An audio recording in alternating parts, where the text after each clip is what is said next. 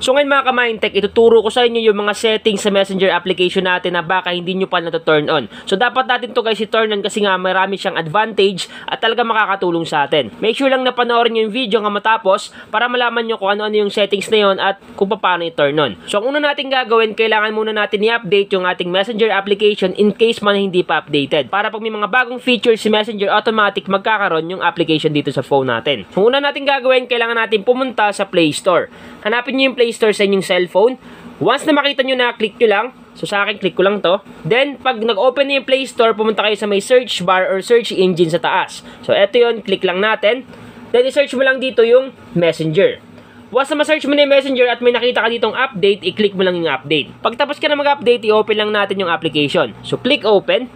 So, unang bukas mo ng Messenger, automatic makikita mo dyan yung inyong Messenger account. Ngayon, ano nga ba yung mga settings na sinasabi ko dito? So, una natin gagawin guys is i-click lang natin itong tatlong underline sa may bandang taas sa kaliwa. So, eto yun, sa may chats.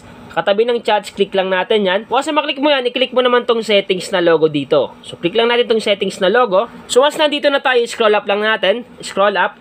Unang settings guys na ituturo ko sa inyo na dapat naka-turn on sa ating Messenger application is yung sa app updates. So itong app updates na to guys, click lang natin yan. Dito guys sa may app updates, meron dyang auto update Messenger. Automatically update app over Wi-Fi. So kung naka-turn up yan, dapat mo yan i-turn on. Para in case man guys na mag-update si Messenger, automatic mag-update ang inyong Messenger application. So kailangan natin yon kasi nga, kung may mga bagong features si Messenger, automatic magkakaroon kagad yung phone natin once na nakakonect tayo sa ating Wi-Fi or sa kahit saang mang Wi-Fi kayo nakakonect.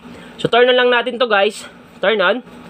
Once na ma-turn on mo na yan, sunod naman na settings na dapat naka-turn on sa ating Messenger application is yung sa notifications. Messenger update available.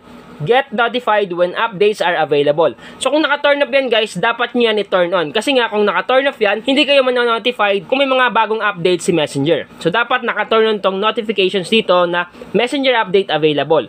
Click lang natin tong button dito para ma-turn on. So automatic naka-turn on na yung auto update Messenger and notification sa Messenger update available. So dapat naka-turn on lahat yan dito sa ating Messenger application. So back lang natin. Sunod naman na settings na dapat naka-turn on is yung sa my free features. Itong free features dito guys, click lang natin. Dito halimbawa naka-turn up yan, dapat naka-on dito yung automatic downloads. Nakalagay dito, use your data to download and show photos and videos automatically. So, ibig sabihin lang guys, once na may mga friends ka na mag-send ng mga pictures or videos, automatic guys mag-auto-download dyan at makikita mo kagad yung photos and videos na sinend sa'yo. So, dapat naka-turn on dito yung automatic downloads. So, turn on lang natin.